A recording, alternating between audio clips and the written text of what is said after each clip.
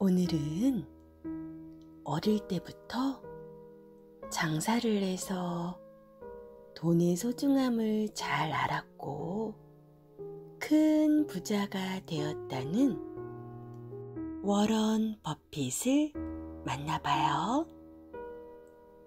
오늘 이야기는 낡은 옷을 입은 부자 워런 버핏.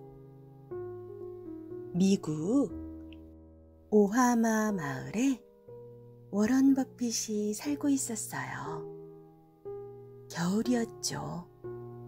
마을에 눈이 펑펑 왔어요. 버핏은 아버지와 함께 눈사람을 만들었어요. 눈덩이를 굴리고 계속 굴렸더니 처음엔 굴리기 힘들었지만 눈이 뭉쳐지면서 쉽게 굴릴 수 있었고 눈덩이가 점점 커졌어요. 계속 굴렸더니 눈덩이가 커지네. 버핏은 눈덩이를 굴려 점점 커지는 것처럼 작은 돈을 큰 돈으로도 불릴 수 있겠구나 생각했어요.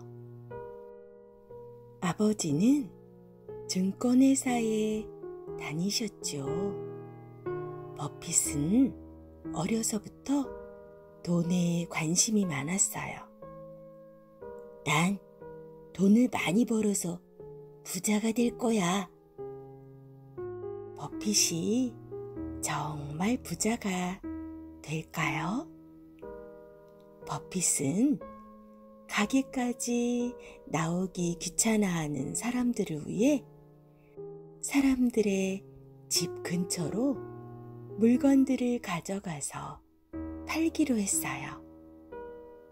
버핏은 할아버지의 식료품 가게에 가서 껌과 콜라를 받아 마을을 돌아다니며 팔았어요.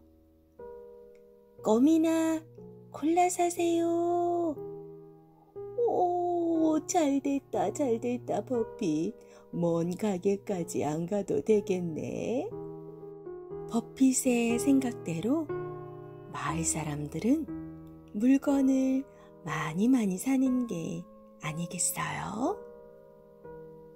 아버지는 버핏의 생일날 이렇게 말씀하셨어요. 버핏, 생일 축하한다. 생일 선물로 아빠가 주식을 줄 테니 잘 관리해 보거라. 버핏은 9살 생일에 아버지에게 $20치의 주식이 든 통장을 받았어요. 우와, 나도 아빠처럼 주식을 사고 팔 수 있는 거네요. 버핏은 기뻐서 통장을 보고 또 들여다보았지요. 주식이 오르면 통장에 있는 $20의 주식도 오르니까 돈을 버는 거지. 이 통장으로 돈을 번다고요? 몇 년 뒤 버핏이 산 주식이 $120까지 올랐어요. 우와, $20였는데 $120가 되었네. 6배나 올랐어. 버핏은 당장 주식을 팔았어요. 야호! $100나 벌었다. 요술 같아. 버핏은 번 돈으로 다시 $35의 석유회사 주식을 샀어요. 이번에도 오르겠지? 그런데 며칠 뒤 주식이 27달러로 떨어졌어요. 처음엔 35달러였는데 말이에요. 버핏은 실망하지 않고 값이 오를 때까지 기다렸다가 43달러가 되었을 때 냉큼 팔았지요. 그런데 이를 어쩌면 좋아요. 버핏이 43달러에 팔았던 주식이 얼마 지나자 200달러까지 올랐지 뭐예요. 아까워. 조금만 더 기다릴걸. 버핏은 그 일로 주식을 어떻게 관리하는지 깨달았어요. 주식을 사고 팔 때는 조금 올랐다고 금방 팔지 말고 참고 참아야 해.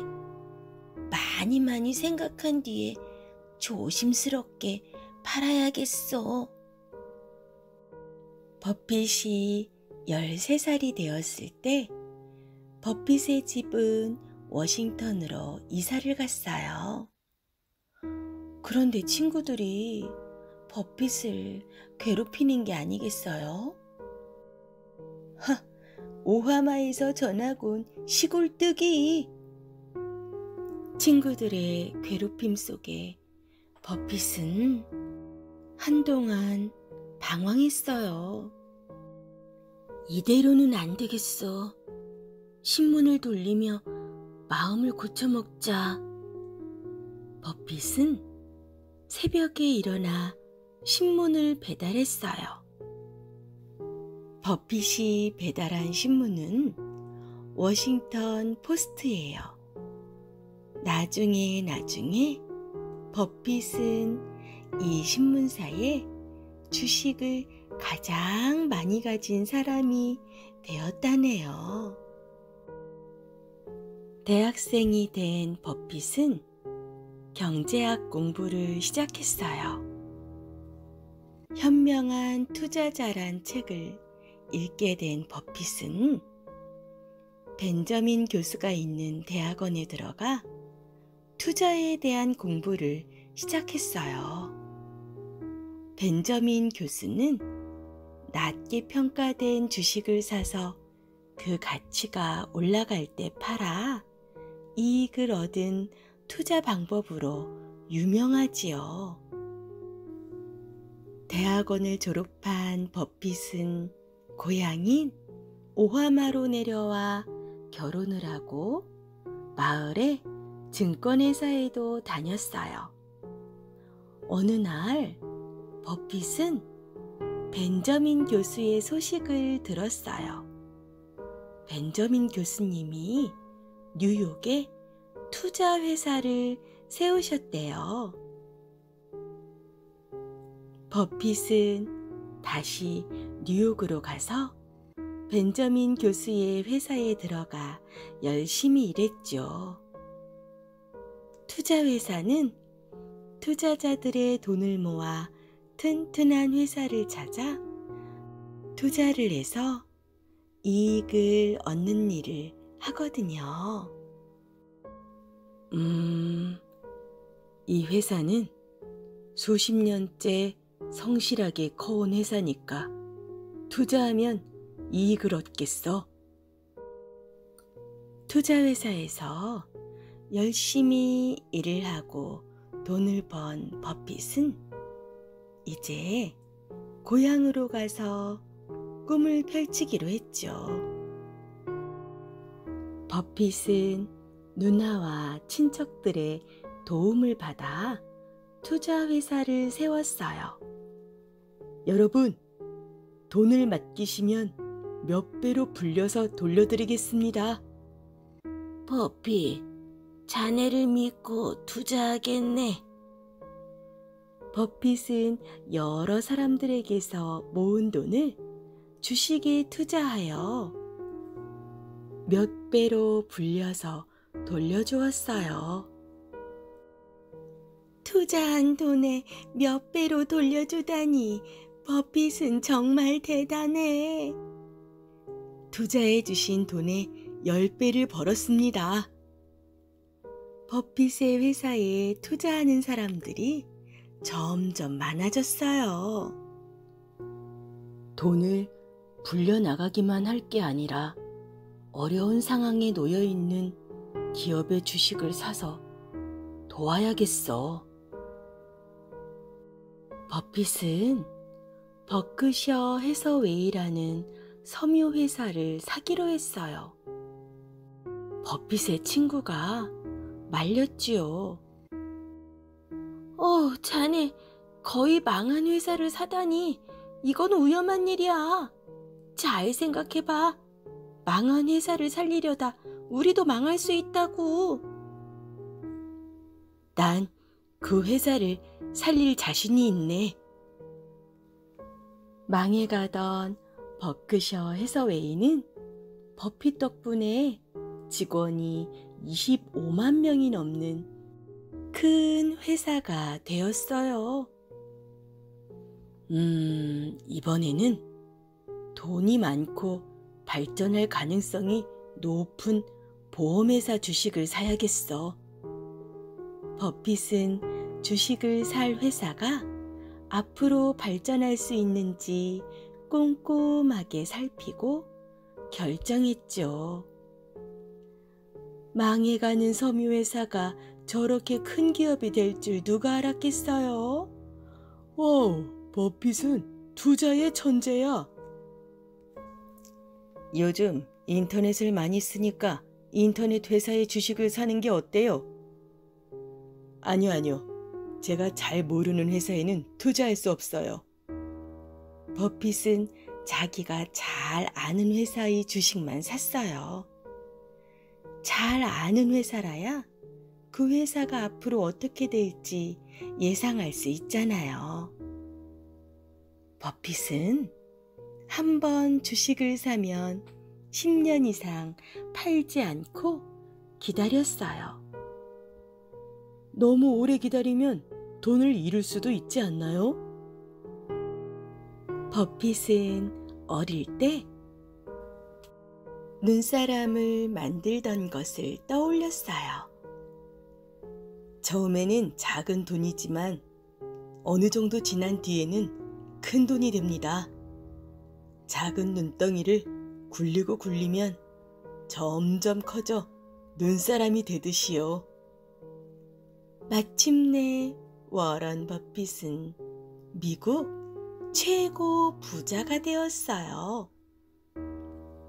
버핏은 최고의 부자니까 아마 정원이 딸린 궁궐 같은 저택에서 살겠지? 아니야. 버핏은 고향에 있는 낮고 작은 집에서 살며 10년이 훨씬 넘은 오래된 차를 타고 다녔어요. 나는 동전 하나도 함부로 쓰지 않습니다. 꼭 필요한 곳에 소중하게 써야 하거든요. 버핏은 지금도 돈을 아끼며 검소하게 살고 있다고 해요. 버핏은 주식 투자로 번 돈을 어려운 이웃에게도 나누어 주었죠. 버는 것도 중요하지만 나누는 것도 중요합니다. 번 만큼 사회에 돌려줘야 하죠. 2006년 버핏은 전 세계를 깜짝 놀라게 했어요. 내 재산 대부분을 사회에 모두 기부하겠습니다. 워런 버핏은 투자의 천재일 뿐만 아니라 기부의 천사로 사람들에게 희망을 나눠주고 있답니다. 우리도 방 청소나 책상 정리, 동생 돌보기, 화분, 물주기 등으로 부모님께 용돈을 다 봐요. 눈을 뭉치고 뭉쳐서 눈사람을 만들듯이 우리 친구들도 작은 돈을 모으고 모아봐요. 우리 친구들도 버피처럼 부자가 되겠네. 어떤 피부 색깔로 태어났든 어떤 신을 믿든 남자이든 여자이든 차별이 있을 수 없습니다. 과거 제 아버지는 흑인이라는 이유로 버스도 탈 수 없었습니다.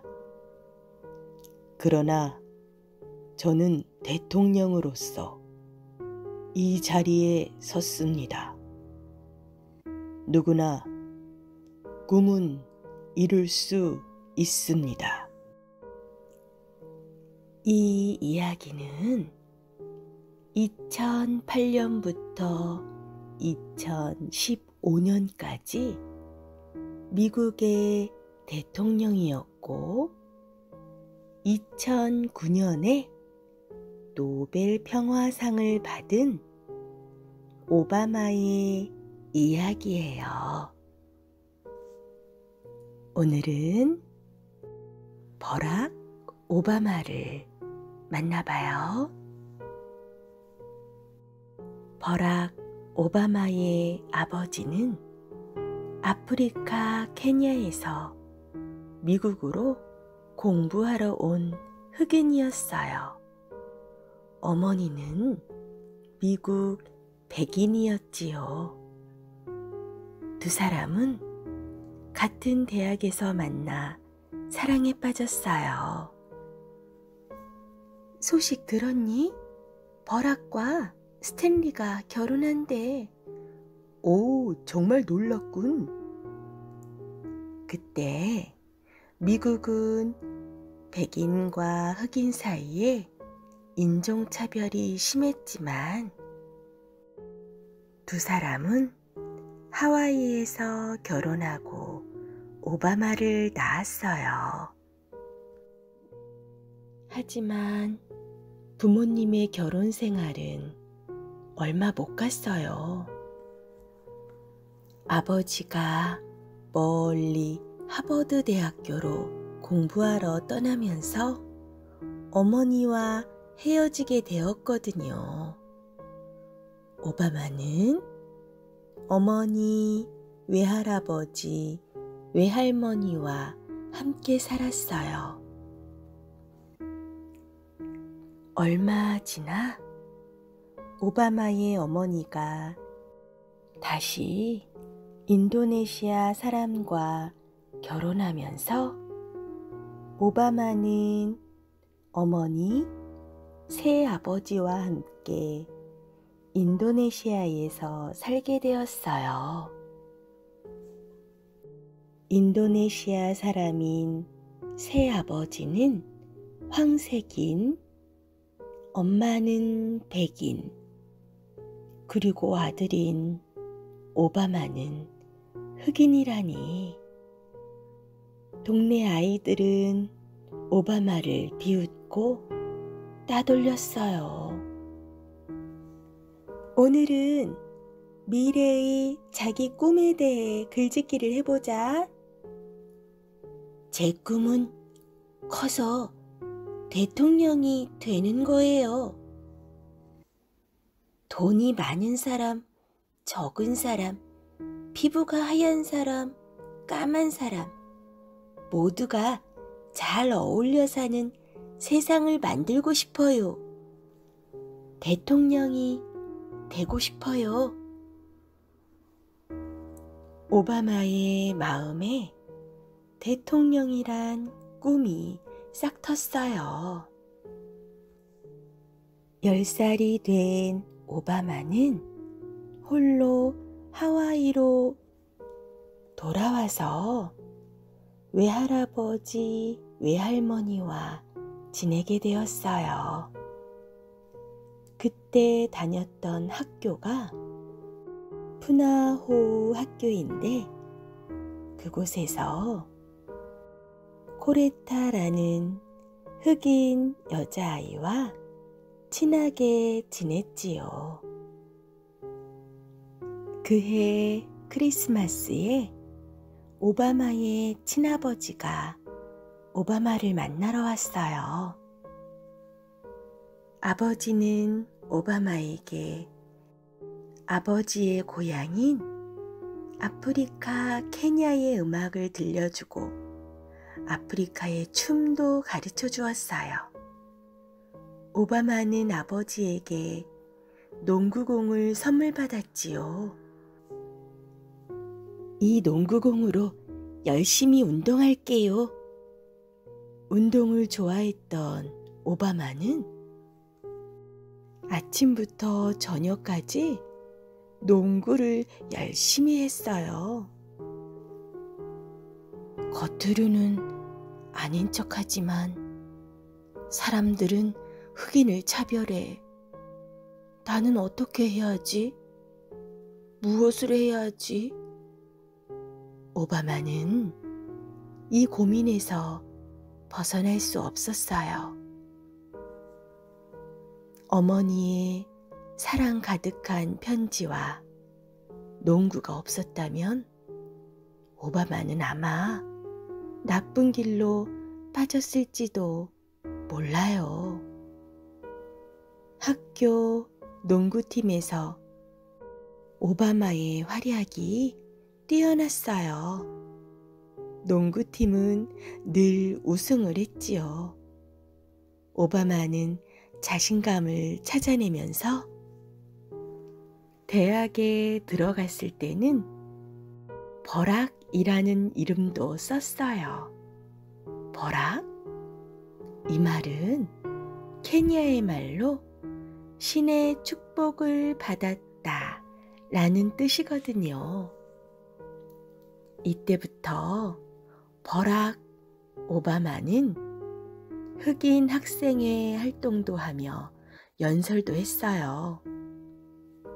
사람의 마음을 흔드는 연설이 이때부터 시작된 거예요.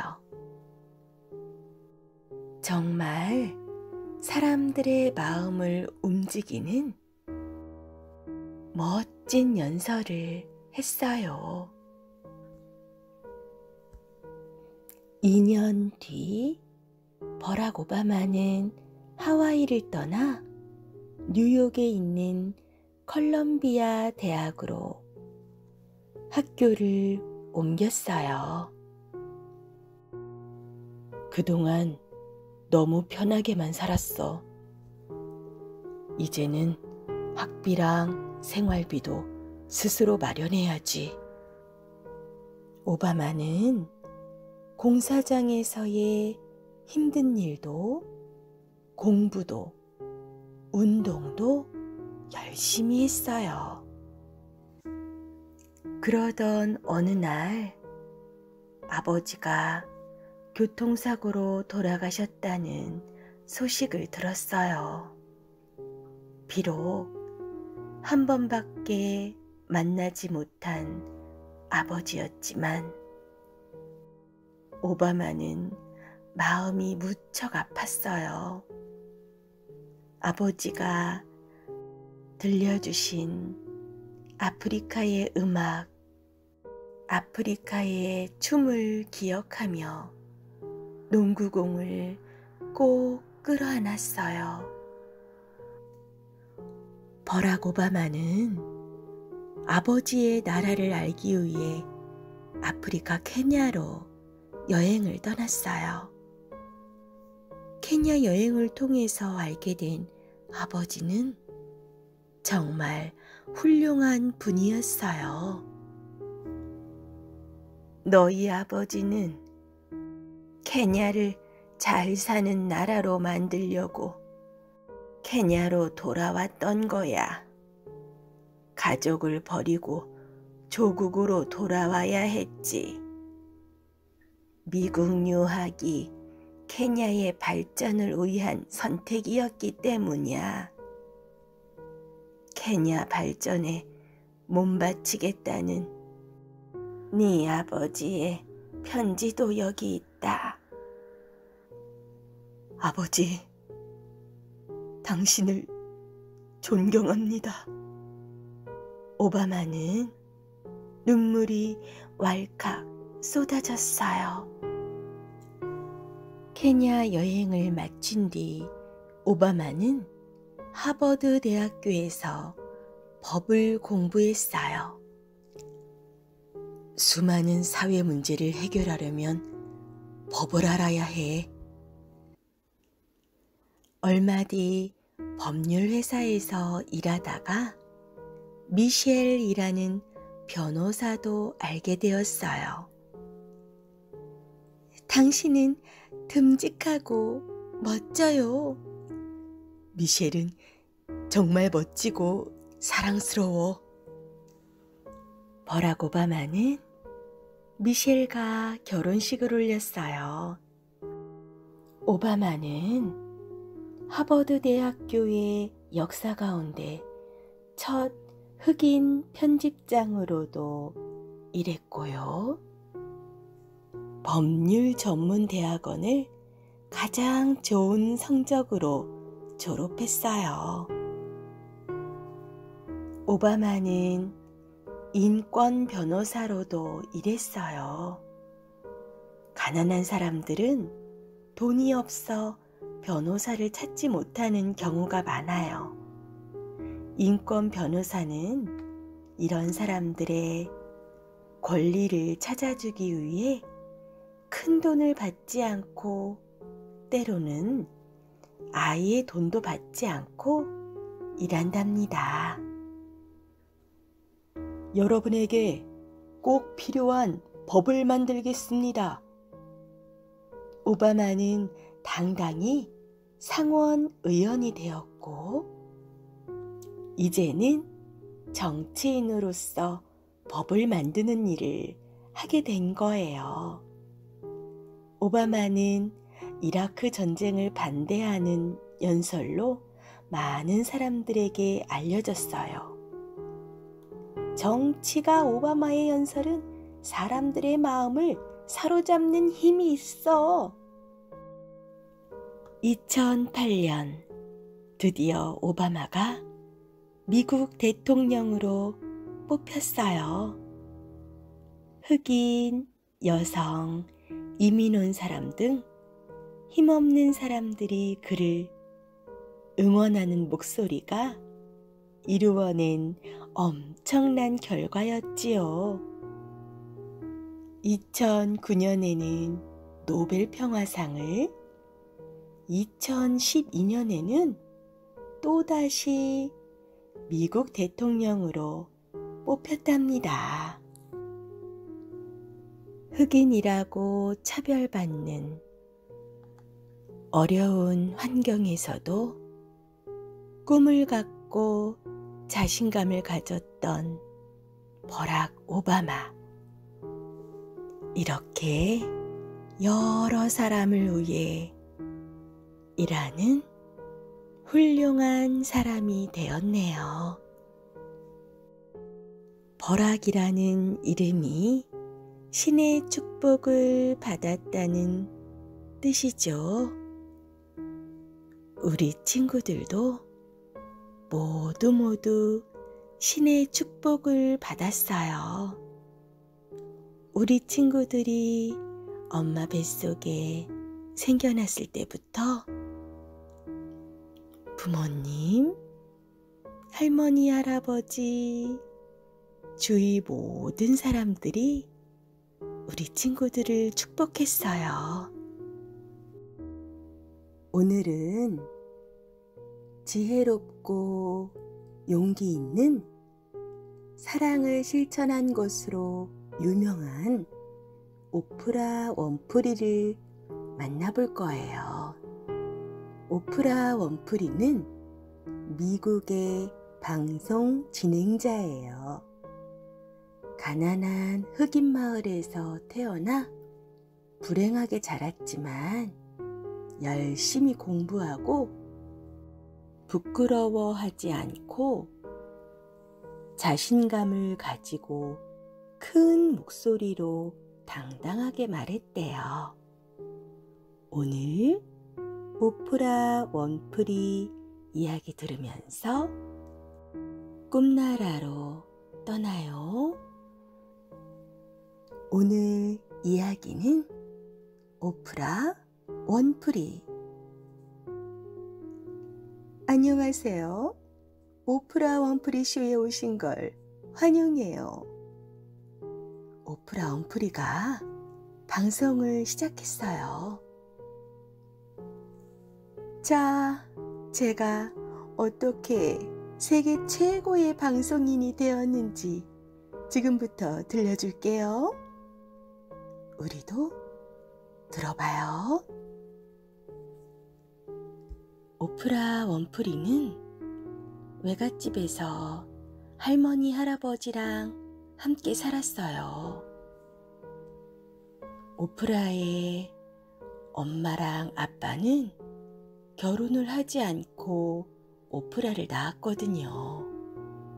엄마는 오프라가 4살 때 돈을 벌러 집을 나갔어요. 까맣고 못생겼으니까 너랑 안 놀아. 얼굴이 까맣잖아. 에이, 못나니. 난 쟤랑 놀기 싫어. 친구들은 오프라의 피부가 검다는 이유로 오프라를 놀리고 같이 놀아주지 않았어요. 어느 날 오프라가 실수로 거울을 깨뜨렸어요. 오프라의 할아버지는 오프라를 때리며 혼내셨어요. 이런 말썽쟁이야. 오프라는 울면서 속으로 생각했어요. 아무도 날 사랑하지 않는 거야. 텔레비전에 나오는 사람도 되고 영화배우도 되고 싶어. 그러면 많은 사람들의 사랑을 받을 수 있겠지? 내 꿈을 포기하지 않고 꼭 멋진 사람이 될 거야. 굳게 마음먹었어요. 오프라가 6살이 되었을 때 잠시 엄마와 살게 되었어요. 엄마는 돈이 많은 부잣집에서 힘들게 일해서 돈을 벌었죠. 어느 날 엄마가 얘야, 엄마는 너무 가난해서 너를 키울 수가 없구나. 이렇게 말씀하시고는 오프라를 아빠와 새엄마가 사는 집으로 보내셨어요. 아빠의 집에는 책이 많았어요. 오프라는 책을 마음껏 읽으면서 행복하게 지낼 수 있었죠. 그것도 잠시 오프라는 다시 엄마의 집으로 가게 되었어요. 새아빠와 결혼한 엄마의 집에서도 오프라는 계속 외롭고 힘들었어요. 책 볼 시간 있으면 집안 청소 좀 해. 동생들도 좀 돌보고. 그래도 오프라는 손에서 책을 놓지 않았어요. 엄마는 오프라가 책만 보는 걸 싫어했어요. 중학교 다닐 때는 밥 먹을 때도 책을 읽었어요. 책을 많이 읽어야 나중에 꿈을 이룰 수 있다고 믿었거든요. 고등학교에 다닐 때는 백인 친구들이 잘 사는 모습을 보고 깜짝 놀랐어요. 흑인들이 가난하게 사는 게 화가 나. 오프라는 흑인들이 가난하게 사는 게 화가 나서 나쁜 친구들이랑 어울러 다니기도 하고 방황을 하기도 했어요. 이젠 달라져야 해. 엄마, 전 열심히 공부해서 제 꿈을 이룰 거예요. 다시 아빠 집으로 보내주세요.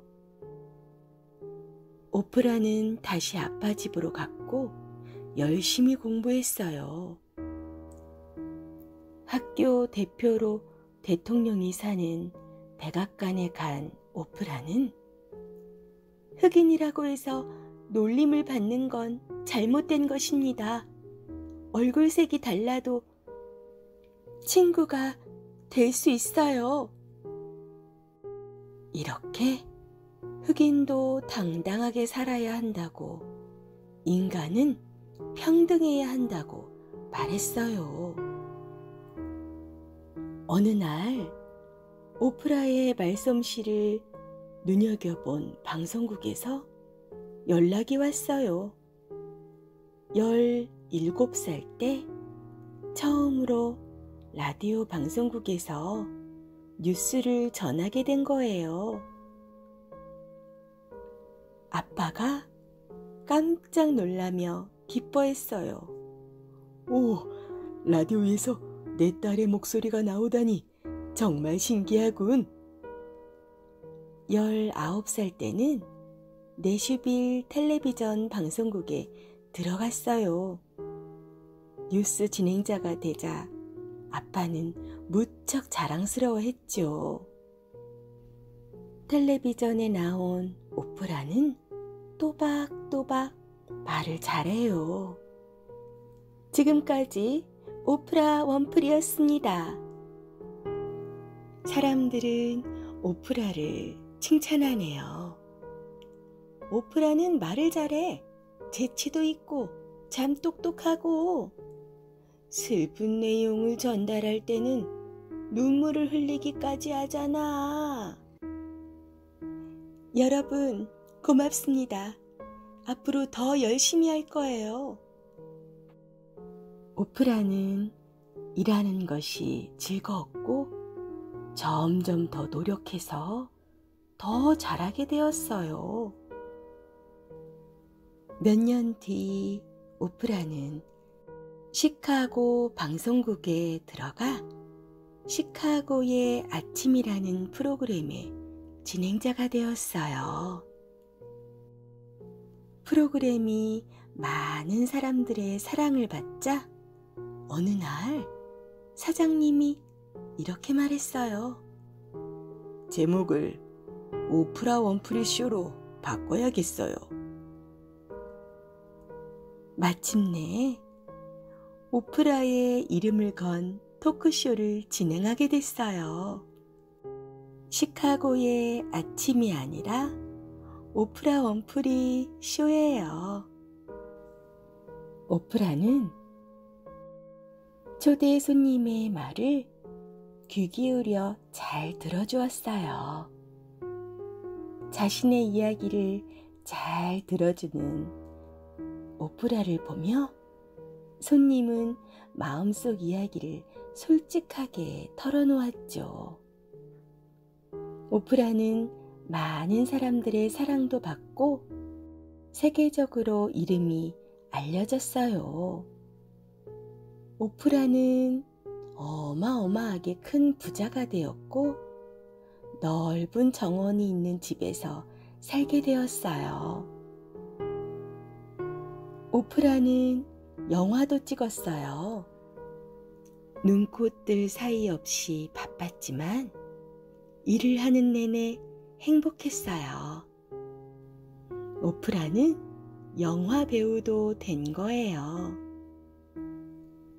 오프라는 가난하고 힘들어도 열심히 살아가는 사람들을 돕고 싶었어요. 그래서 오프라가 번 돈을 도서관, 학교 등에 내놓았어요. 가난한 사람일수록 더 공부를 해야 한다고 생각해서 남아프리카 공화국에 학교를 지었어요. 그리고 어른들이 아이들을 함부로 때리거나 괴롭히지 못하게 보호하는 법도 만들었어요. 피부색이 검은 한 아이, 친구들에게 놀림을 받았지만 모두 이겨내고 훗날 많은 사람들의 사랑을 받는 방송인 오프라 윈프리예요. 여러분, 꿈을 가지세요. 꿈을 믿으세요. 여러분도 할 수 있답니다. 자기가 하고자 하는 마음만 있으면 뭐든지 할 수 있어요. 오프라 윈프리가 이렇게 말하고 있어요. 우리도 오프라처럼 꿈을 가져요.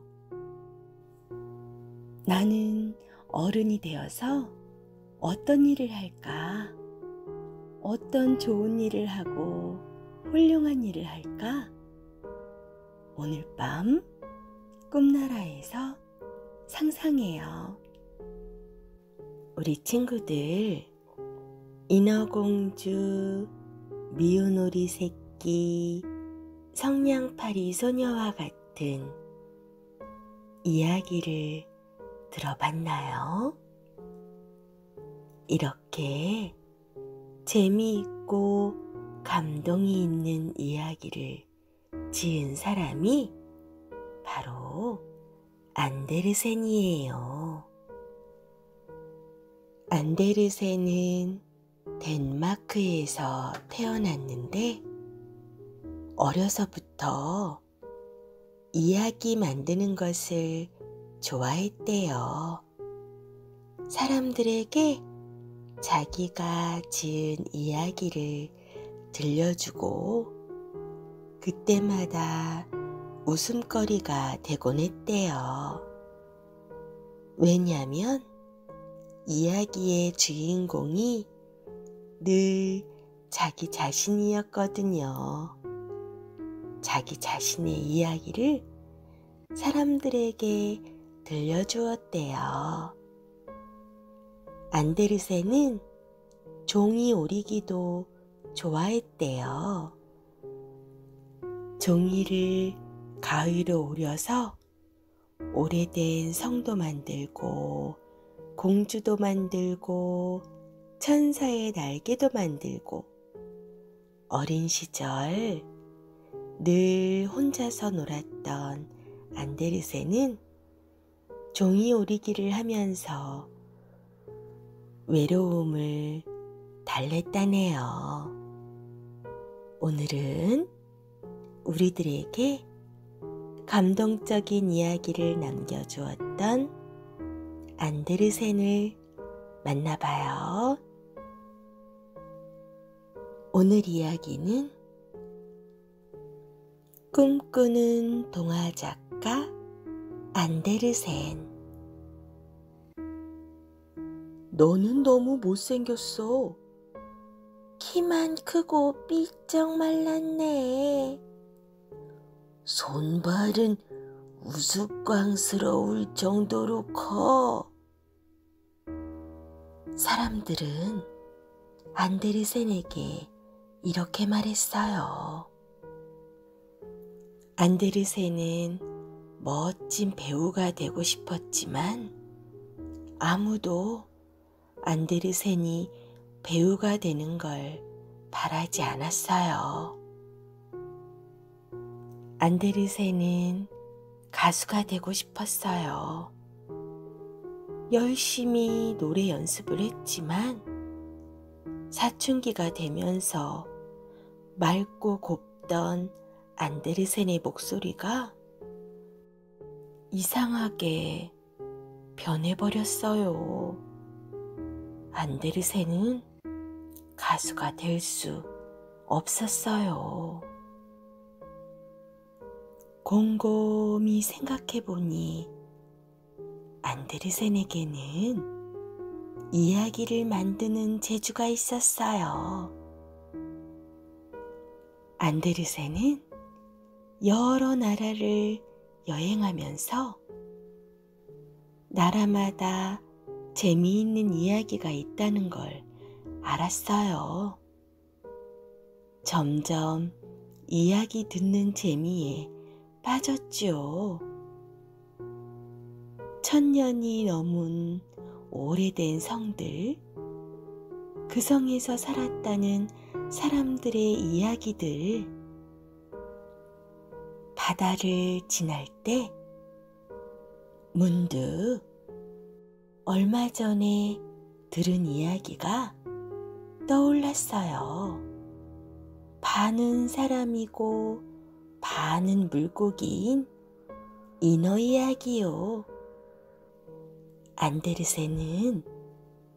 안데르센이 들었던 이야기에 자신의 생각을 덧붙여서 인어공주 이야기를 만들었어요.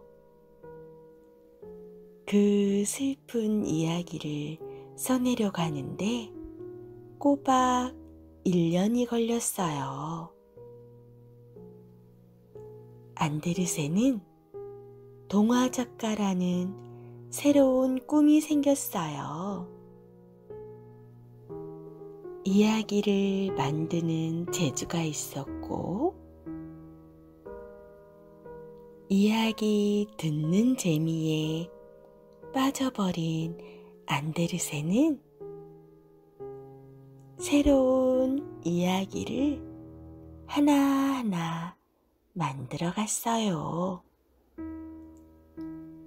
어느 날 성냥을 파는 가난한 여자아이 그림을 보았죠. 여자아이를 보았을 땐 가난하게 사셨던 자신의 어머니를 떠올렸어요. 엄마가 어렸을 땐 국어를 다녔단다. 빈손으로 가면 집에서 혼날까봐 무서워서 집에도 못 갔지. 그런 날은 할 수 없이 다리 밑에서 자곤 했단다. 성냥팔이 소녀. 그건 바로 안데르센 어머니의 이야기였어요. 안데르센이 쓴 이야기를 어떤 아이들은 아주 행복해했고, 어떤 아이들은 슬퍼하면서 읽었어요. 어느 날 호숫가로 산책을 나갔다 다른 녀석들하고 어울리지 못하는 오리 한 마리를 보았어요. 저 오리는 어렸을 적 내 모습이잖아. 외톨이였던 내 모습. 그 오리가 바로 미운 아기 오리 새끼의 주인공이 되었어요. 미운 아기 오리 새끼가 아름다운 백조가 되어 하늘을 난다는 이야기. 누구에게나 잘할 수 있는 일이 꼭 있게 마련이에요. 그 꿈을 향해 달려보세요. 미운 아기 오리 새끼처럼 말이에요. 외로움을 견디고 미운 아기 오리 새끼처럼 백조가 되었던 안데르센. 동화의 아버지라 불리었던 안데르센이 쓴 작품을 사람들은 읽으며 울기도 하고 웃기도 한대요. 신사임당과 이이. 어머니 신사임당은 꽃과 곤충을 보는 것이 즐거웠어요. 어둑어둑 어둠이 올 때까지 풀숲을 걸으며 쇠똥벌레와 방앗개비 찾는 것이 좋았어요. 매일매일 그림을 그렸어요. 신사임당의 그림 속에서는 나비가 팔랑팔랑 날아다녔어요. 개구리는 금방이라도 튀어나올 것 같았어요. 신사임당은 인자한 어머니가 되었어요. 다른 어머니들처럼 글 공부 좀 하라고 채근하지 않았어요. 대신 호롱불 아래서 글을 읽고 쓰는 모습을 보여주었어요. 신사임당은 재주가 부족하거나 신분이 낮은 이웃도 아끼는 모습을 아이들에게 보여주었어요. 아이들이 잘 되도록 신사임당이 먼저 옳은 행동을 했지요. 신사임당의 아이들은 그런 어머니의 모습을 보며 자랐어요. 신사임당은 좋은 어머니가 되기 위해, 좋은 화가가 되기 위해, 좋은 시인이 되기 위해 늘 애썼어요. 신사임당은 현명했지요. 이이는 신사임당의 아들이에요. 매일매일 글을 썼어요. 이이의 글에는 일찍 돌아가신 어머니를 그리워하는 마음이 담겨 있었어요. 이이는 다른 신하들처럼 자신의 이름을 날리기 위해 왕에게 잘 보이려고 듣기 좋은 말만 하지도 않았어요. 늘 백성들을 잘 살게 하고 나라를 부강하게 만들기 위해 옳은 말만 했어요. 착한 일은 권하고 어려운 일은 서로 도웁시다. 억울한 일이 있으면 언제든 오세요. 백성들에게 어려운 일이 생기면 해결해 주었죠. 백성들은 이 일을 받들어 공경하게 되었어요. 이이는 착한 아들, 뛰어난 학자, 훌륭한 신하였어요. 이이는 지혜로웠지요. 신사임당과 이이, 어머니와 아들. 사람들은 현명한 어머니와 지혜로운 아들을 오래도록 기억하고 있어요. 어떻게 기억하냐고요? 지금도 우리들이 사용하는 돈에는 신사임당과 이이의 얼굴이 있어요. 우리가 사용하는 지폐인 5만 원에는 신사임당의 얼굴이, 5,000원에는 이이의 얼굴이 있어요. 우리도 지폐 속에서 신사임당과 이이의 얼굴을 찾아볼까요? 신사임당은 어려서부터 그림을 똑같이 따라 잘 그려서 사람들을 놀라게 했대요.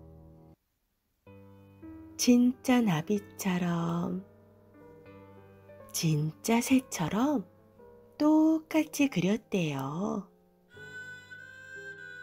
여러분 중에도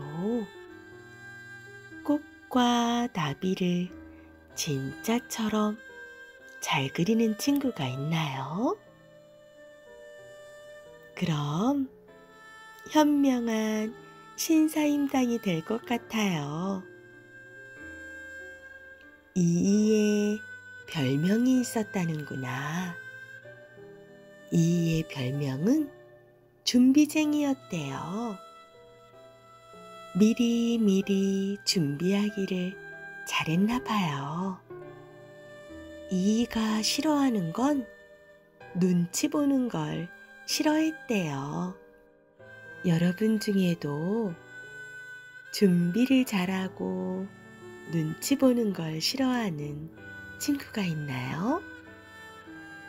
그럼 지혜로운 이이가 될 것 같구나. 곶감이 더 무섭다고? 옛날 옛적 깊은 산속에 호랑이가 살았어요. 몸집이 아주 컸지만 날쌔게 움직여서 산속 동물들을 다 잡아먹었죠. 어흥, 아이고 무서워. 겨울이 되자 눈이 펑펑 내리고 산속에는 먹을 것이 아무것도 보이지 않았죠. 아이고 배고파라. 어흥. 저녁이 되자 호랑이는 어슬렁 먹을 것을 찾으러 마을로 사박 눈길을 걸어 내려갔지요. 마을은 아주 조용했어요. 그런데 갑자기 어느 집에서 마을이 떠나갈 듯한 아이의 울음소리가 들렸어요.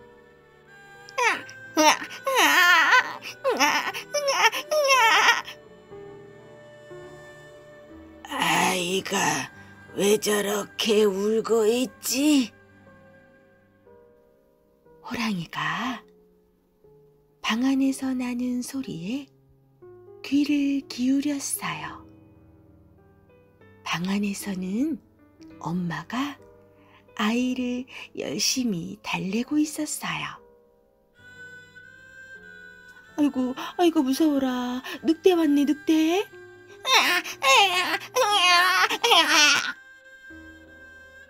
늑대란 말에 아이는 울음을 멈추지 않았어요. 아이고, 밖에 호랑이 왔다. 호랑이 왔어. 아니, 내가 온 것을 어떻게 알았지? 하지만 호랑이가 왔다는 말에도 아이는 아랑곳하지 않고 더 크게 울었어요.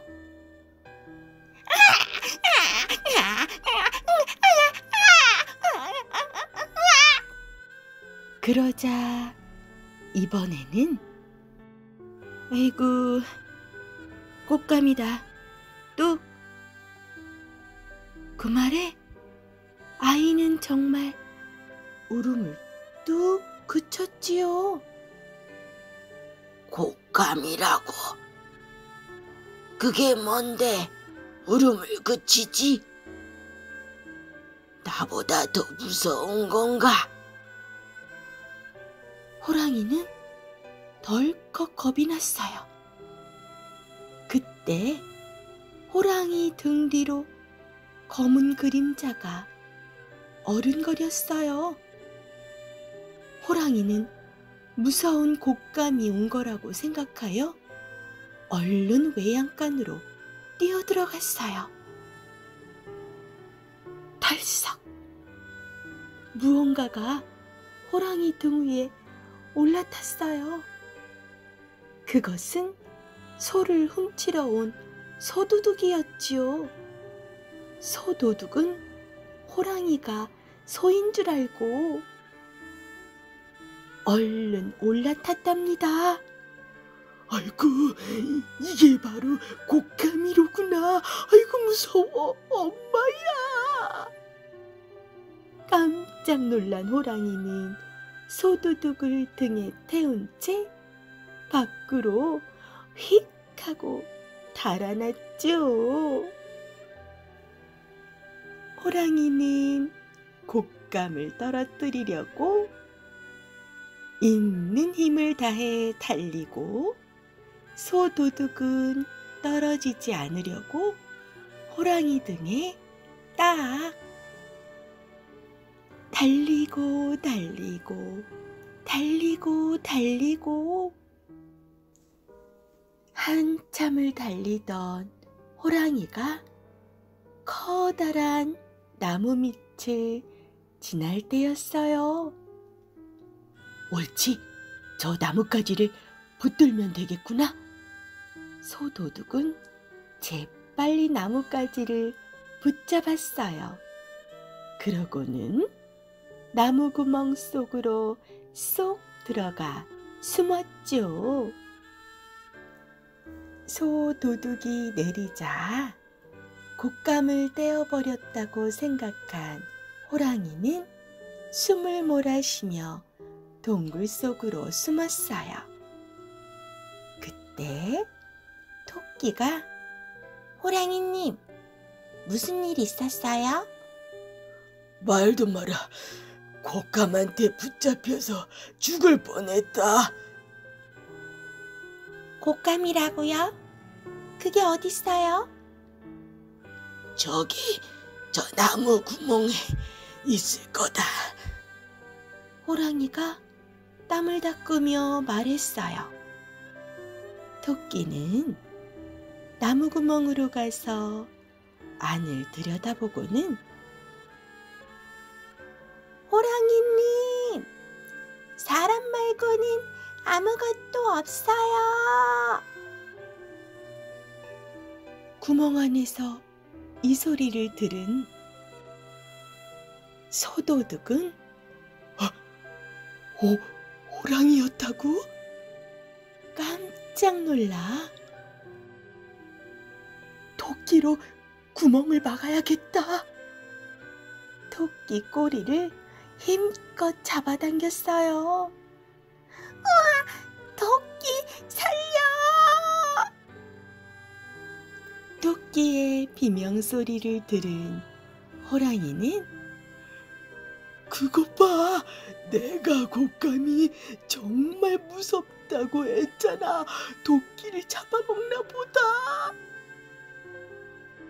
벌벌 떨며 주랭랑을 쳤어요. 그리하여 토끼는 꼬리가 잘리고 말았죠. 그래서 지금처럼 토끼의 꼬리는 뭉툭하게 짧아졌다는 이야기예요. 친구들, 곶감을 먹어본 적 있나요? 곶감은 감이 다 익기 전에 껍질을 벗겨서 햇빛에 말린 거예요. 쫄깃쫄깃 달콤한 곶감은 비타민 A와 C가 많아서 감기에도 좋고 기침이 날 때, 가래가 끓을 때 먹으면 좋대요. 이번 겨울에는 우리 친구들도 곶감을 먹어보세요.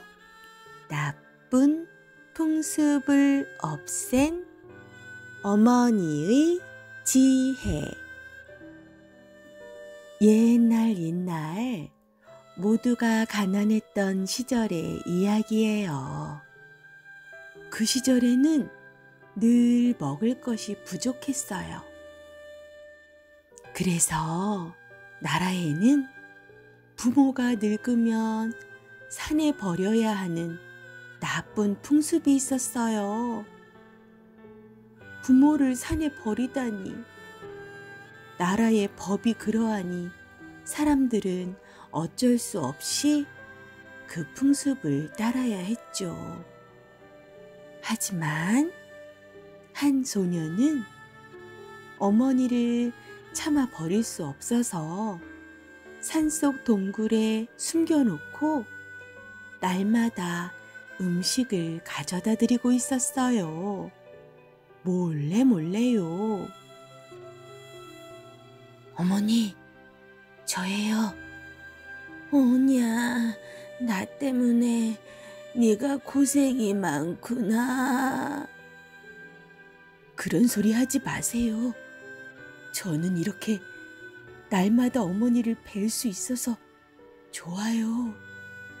나는 괜찮다. 날이 어두워지기 전에 어서 집으로 돌아가렴. 소녀는 하루도 거르지 않고 어머니에게 갔어요. 그러던 어느 날 어머니께 조기를 구워드리고 싶었어요. 노릇노릇 따끈따끈한 조기를 어머니가 좋아하시거든요. 그래서 소녀는 장터로 갔답니다. 장터에는 사람들이 모여서 웅성거리고 있었어요. 무슨 일이지? 조기장수에게 물어보았죠. 무슨 일이 생겼어요? 왜 이렇게들 웅성웅성하시나요? 글쎄, 중국의 사신이 와서 3가지 문제를 내더니 만약 풀지 못하면 우리나라에 있는 귀한 물건들을 모두 가져가겠다고 했다는구나. 중국 사신이요? 어떤 문제인데요? 괜히 트집을 잡는 나쁜 녀석들. 문제가 3가지라는구나. 첫째는 구불구불한 구멍이 뚫린 구슬에 실을 깨는 것이고, 둘째는 굵기가 똑같은 나무인데 위와 아래를 어떤 게 위인지 어떤 게 아래인지 가려내라는 거구나. 이런 어려운 문제를 누가 풀 수 있겠냐? 셋째는 몸집과 생김새가 똑같은 2마리의 소가 있는데 어떤 소가 어미 소고 어떤 소가 새끼 소인지 가려내라는 거구나. 아니, 몸집이 똑같은 소를 어떻게 가려내누? 중국 사신들이 우리 비단이며 곡식들을 모두 빼앗아 가려고 꾸미는 짓이야. 소녀는 집으로 돌아와 조기를 맛있게 구워 산속 동굴로 갔어요. 장터에서 보고 들은 이야기를 어머니에게 했지요. 이야기를 들은 어머니가 그래? 그렇게 어려운 문제는 아닌 것 같구나. 하더니 아들에게 3가지 문제에 대한 답을 차근차근 일러주었답니다.